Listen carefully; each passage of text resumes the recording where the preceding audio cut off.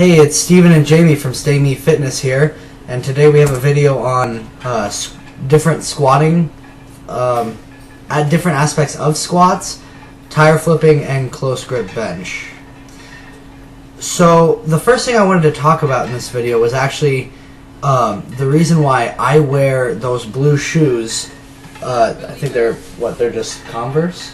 Converse or All-Star. I think they're All-Star. Yeah, whatever. They're flat-soled shoes, so it gives me a little more power. I feel like my feet are actually on the ground, and this helps me feel the ground when I'm going into my squat, so I can push up and not have the wiggle of most tennis shoes. Because you know, on a tennis shoe with the sole, it has like a little wiggle. Well, when you're squatting, and especially when you get into heavier weights, you need a stable base. And so you'll see next that Jamie and my buddy Steven here, they squat without shoes on because instead of wearing tennis shoes, it's the closest thing they can get to a regulation powerlifting shoe is just your bare foot. So here's Steven squatting 275 for 5. He's doing a 5x5 program right now, and he's basically just trying to get to parallel and then grind up from there, because he feels like if he goes further down in the hole that he doesn't have as much power coming out. So now we move on to Jamie, and she's doing her warm-up set with 65 pounds here and hasn't taken her shoes off yet. I know, I always forget to take my shoes off when I do my warm-ups, and Steven always has to yell at me once I get into my heavier weights. He's like, take your damn shoes off, woman. So that's something that I just need to work on remembering, and it's hard. Once you get into the groove of doing something one way, to switch over and do it a different way is, you know, kind of hard. You have to trick your brain into thinking that that's the way you want to do it. Right.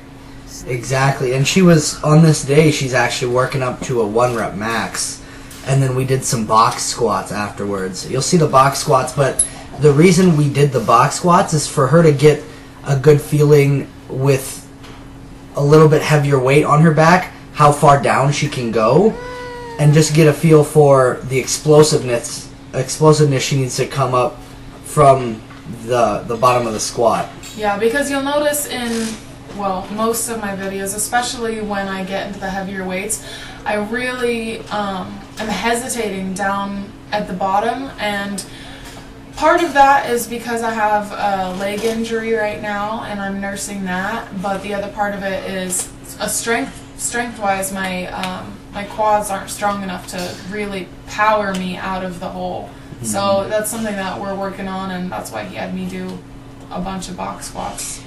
So this is her 1 rep max that, I think you hit it, right? Yes. You got 155 for 1. Which is really good, because just about a month ago she stopped all working out for about half a month. And I wasn't as deep in the squat as I would have liked to be, but, you know, that's okay. I'm happy with it. So now on these box squats, she's never done box squats before, so she was a little awkward at first, but I encourage people, especially who have trouble hitting parallel or depth, that these box squats will really help you add some weight on your squat and also teach you to go down to proper form with the weight on your back. Yeah, I would definitely recommend, if you're going to do box squats, I mean, as you noticed, I didn't do it with my 1 rep max. I dropped it down to a weight that I could do for 5 and did it with that instead of, you know, you don't want to push yourself and hurt yourself. You want to be able to do it with a weight that you can do for at least 5 and do that. Right. So here's my 1 shoulder press set of peace. And I don't know, I was just messing around. So I was checking my form on the bench here for a minute, because usually what I do is I start on the flat bench and I just fall down and then get set up. But this time I entered from the back of the bench press and I got a nice arch in my back. How'd that feel? Even though it's a light weight, I was just trying to train my nervous system to hit or to bench like that. And so we're moving on to close grip bench press right after this. And it's kind of weird. Usually we don't do bench press on the same day that we squat, but my friend Steven was doing it, so I figured we'd just join him. Sometimes, you know, if you're feeling a collab, you gotta... Yeah. So do you want to talk and say why we only usually do one main lift in each day? Yeah, usually the reason that we focus on the main compound lift and then just accessories to that compound lift is because I feel like I like to use most of my energy on the compound lift itself, because you can never get too good at the squat, deadlift, and bench press. So when you do two different things in one session, I think for me it wastes energy to do both, and then I'm not getting the full workout for either one of them. I'm just getting, half a workout for both.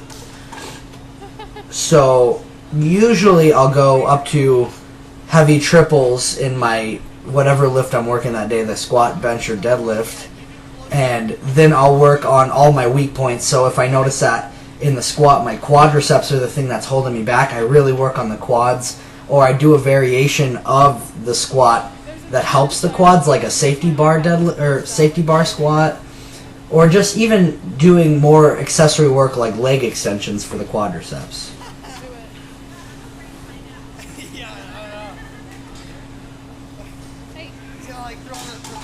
So here's Steven doing another set of close grip bench press. Usually he's really good with the heavier bench presses, but today I think he was a little fried after his 5x5. I'm trying to help him train. That's why I was doing 275 with him on the squats, was because he needs to get his squat a little higher, and so we were really just training right around the same level. See how far down he put it?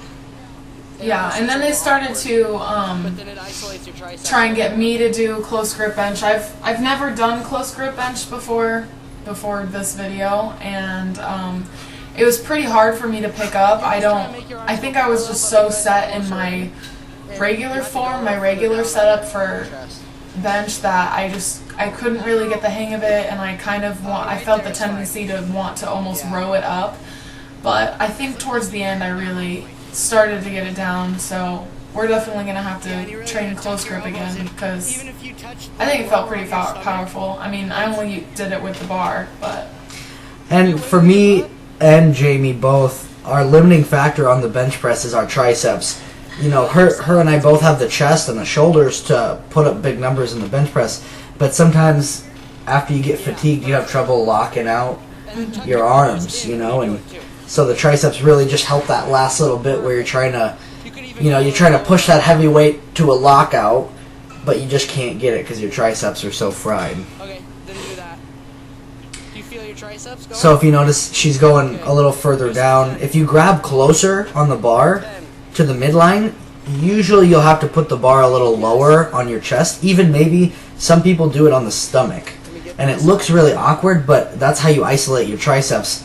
You have to bring your triceps in and then force the barbell up and just use your triceps, So the main thing that the main point that I wanted to get across with bench press is, no matter how you see somebody else doing bench press, don't think that that's the way that you have to do it, because certain grips are going to work better for certain people. Like Steven puts his regular bench press form, his hands are a lot closer in than mine are. He's not necessarily close grip, but he's not wide grip. And I have to go wide grip in order for it to work for me. Otherwise my shoulder is, by the end of the bench press, my shoulder is just like killing me. So don't feel like you have to do something the same exact way 100% that somebody else is doing it.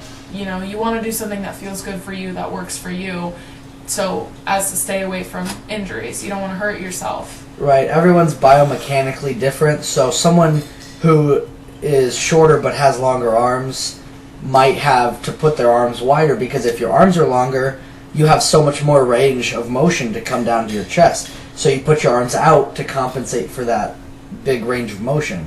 Yeah.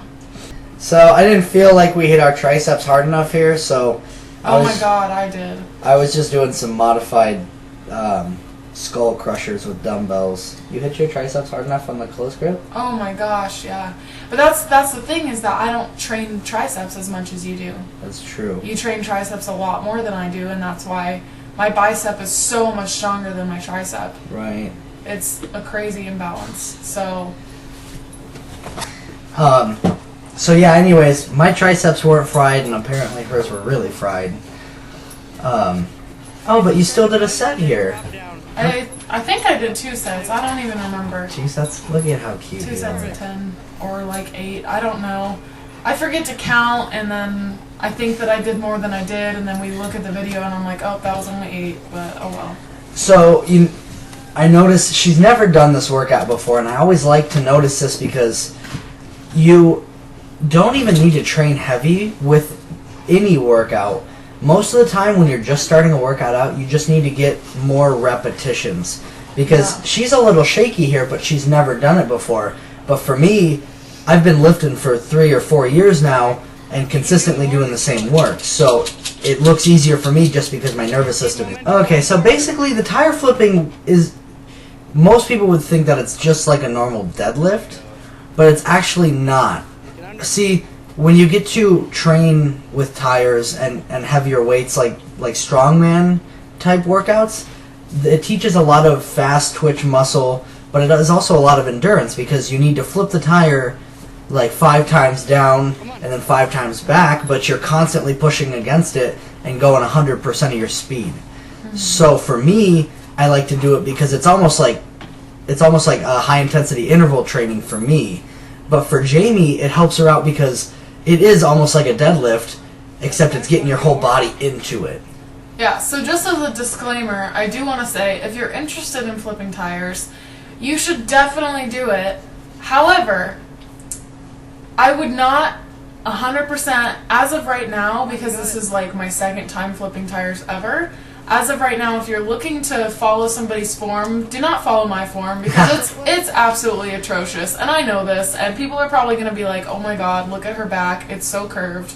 But you know what, I'm getting the hang of it, and I'm trying to do it a bunch, and because I love it. It's so empowering, especially as a female, to get under something like that. That's like 200 pounds. It's so empowering for me to be able to do that like 10 times, and I'm like barely out of breath. Like towards the end, I'm like, wow, get me out of here. But you know, it's so empowering, especially as like I would consider myself a female athlete. Like, it's very empowering, very uplifting. It's awesome. And the other reason I like her doing the tire flipping and I can watch is because I see that her form starts to break down, and because it's a more complex movement than just the deadlift, you can't get away with cheating your form. It's if your form isn't good on the tire, then it'll show, and so you can correct that. Yeah. So if you're gonna follow somebody's form, I would say follow Steven's form because I mean, not even. I'm not a professional by any means.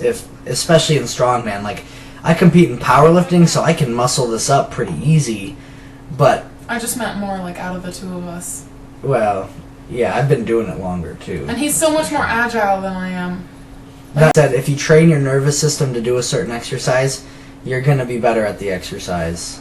And you'll lift more weight too. But if you've never flipped tires before, I say 100% go for it, because at first I was very wary of it. I didn't want to do it. I didn't want to hurt myself. And I thought that, wow, that looks so heavy. I could never do something like that. But then once you get out there and you do it, it's just like, damn, that was awesome. Not bad. But yeah, we like to switch it up, and you know, we do powerlifting, but sometimes we do bodybuilding, sometimes we do strongman type workouts. They all correlate. This is your home.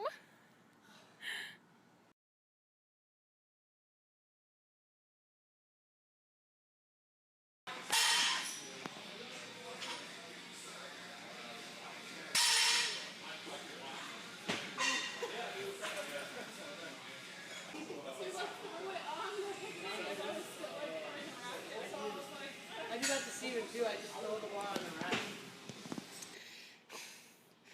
Get close to it.